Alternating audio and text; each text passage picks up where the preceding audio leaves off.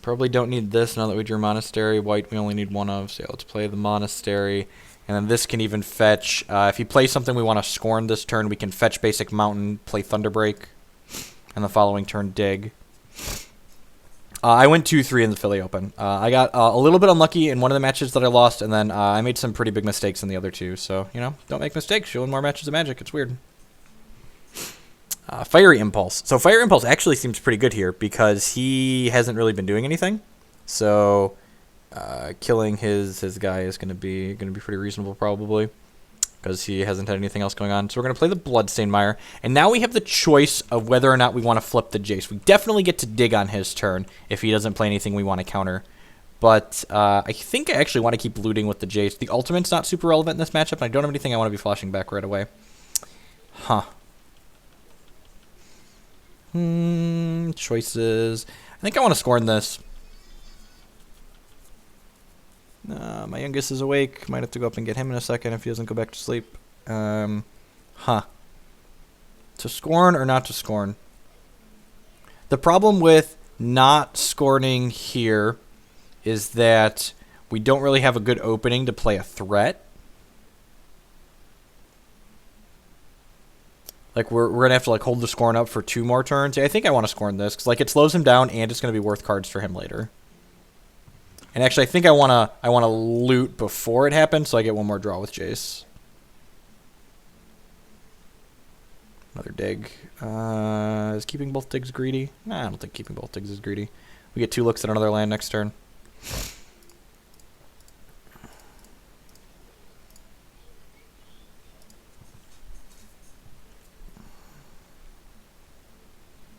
And I can even just dig for two next turn. Actually, and I keep Jace going too, actually, if I need to.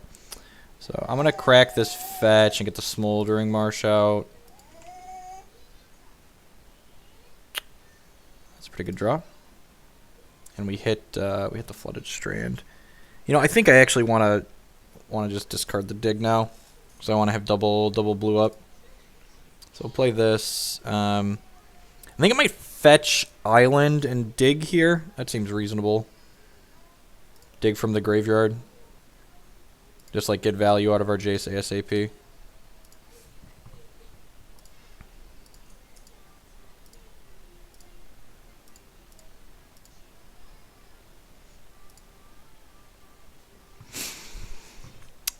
Just like, we could take a land, but the land comes into play tapped. So I think I want to take Mantis Rider Stroke.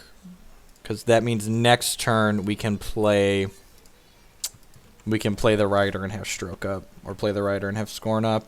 We got to dodge. Ulamog's the card we want to dodge. So I'm probably, with 2 counter spells and a dig in my hand, I'm probably countering a ramp spell again this turn if he casts one. Like a double ramp spell for sure.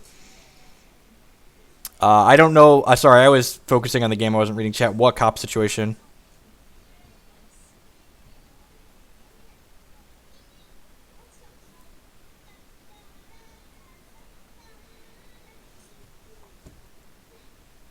We just never, ever, ever beat this card in a million years. That's so frustrating. This matchup's got to be abysmal. Ryan said he didn't play against any ramp in his RPTQ. That's our only white source, too. Mistakes were made.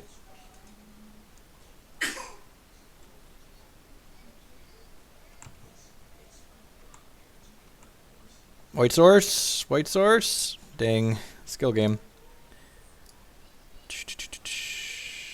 I'm going to get the basic plane, so that way if he kills it again, we can... Oh, it was our second red source, too. That's really gross. Alright, well, hope he doesn't have a bunch more World Breakers, I guess.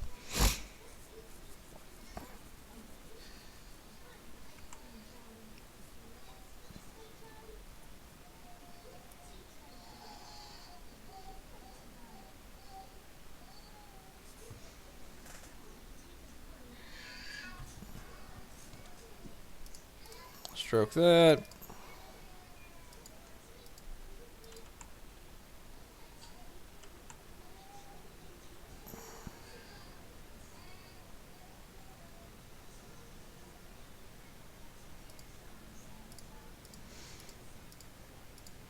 So he has 3 cards left, so he has to have a lot of bricks in his hand for us to not lose this game.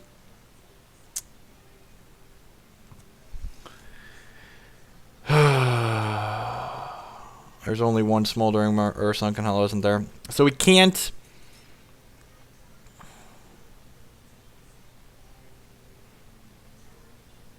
Am I supposed to take Chandra land here? Yeah, Thunderbreak was the card that just always felt miserable when I was playing these decks. Like Ojutai is great and Thunderbreak just always felt awful.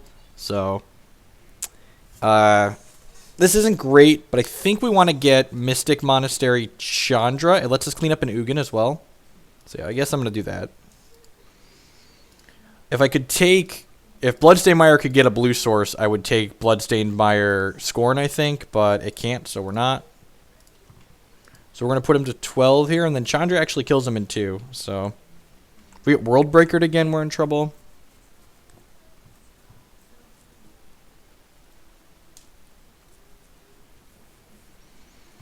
If he plays another double land, he can play Ulamog this turn. If he goes Ancient Tomb...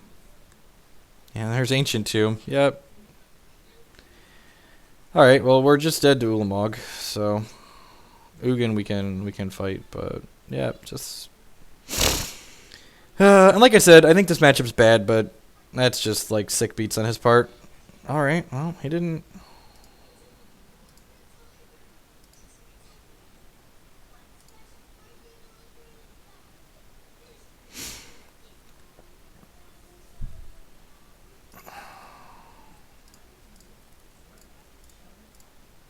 Alright, hope to steal a game with Chandra, I guess.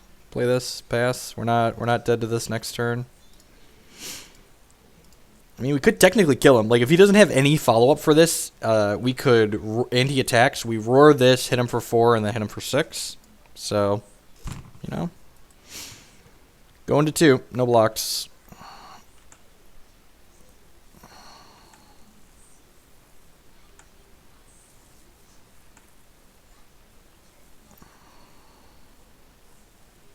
Pass the turn, please.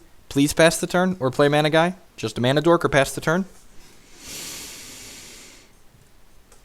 I have no idea. I'm playing a deck I was given card for card. Opponent, buddy of mine, top forward the RPTQ in Minneapolis with it. Please no follow-up. Please no... It just has another Ulamog. Return Worldbreaker. 1, 2, 3, 4, 5, 6. That's so gross. Oh, it's so gross.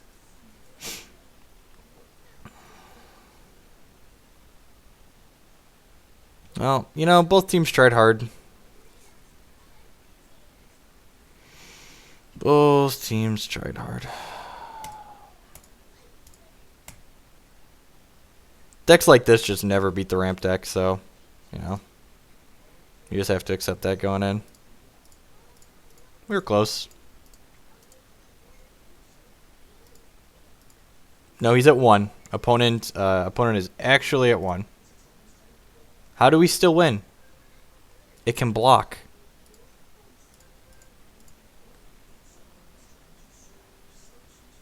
Even if it didn't have reach, he'd be going to 1.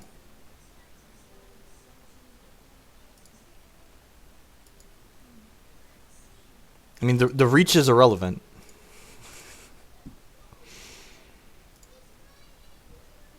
All right, let's queue up a league match with Black White. This deck does not seem great.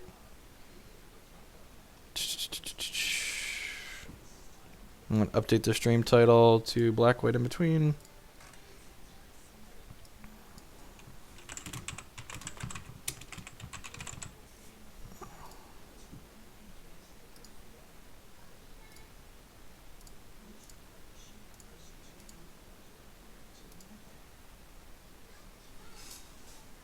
Is Jeskai Prowess a deck?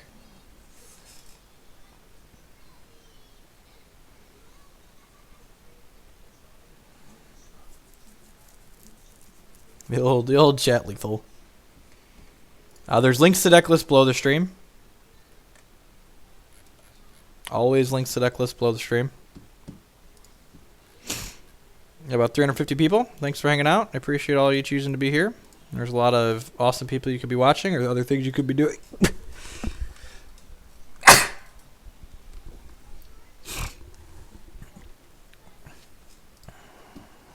I have very little opinions on this deck. We're playing card for card a deck we were given. I'm sure I'm going to have to repeat that a lot today, so...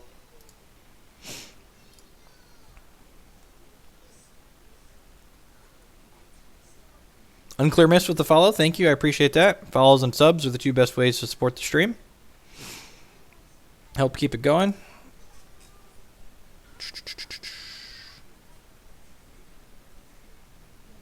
I mean, lots of people play lots of decks at like small tournaments that just like, when I say a deck is a thing, what I mean is, has this archetype proven itself successfully at a large tournament? So is it a thing that's like in the format that other people are playing?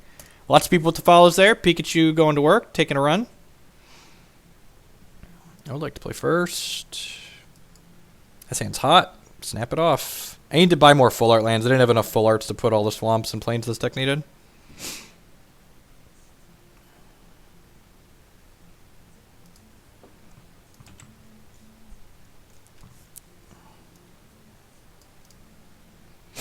We have Grasp on 2, Read the Bones on 3, just like everything I want to be doing in life. Languish, Utter End. Having a deck just like that has access to Utter End and Ruinous Path, it's just like really powerful. It's like you can actually just answer anything that they play. Alright, probably Ramp again. The Ramp matchup's not stellar for this deck, but after how that last match played out, I think it's better for this deck than it is for the Jeskai Dragons deck. We at least have a reasonable sideboard plan. So, well, that's a little awkward. So we want the Gideon, but we don't have double white. I think I'm going to push the Reed and play the Gideon and take the Gideon.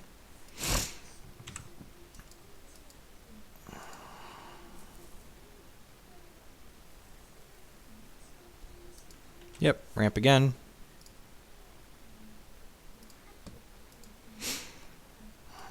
So if we hit a white source for Gideon next turn, which we did not, we could have had an okay shot. Now we're going to be pretty far behind.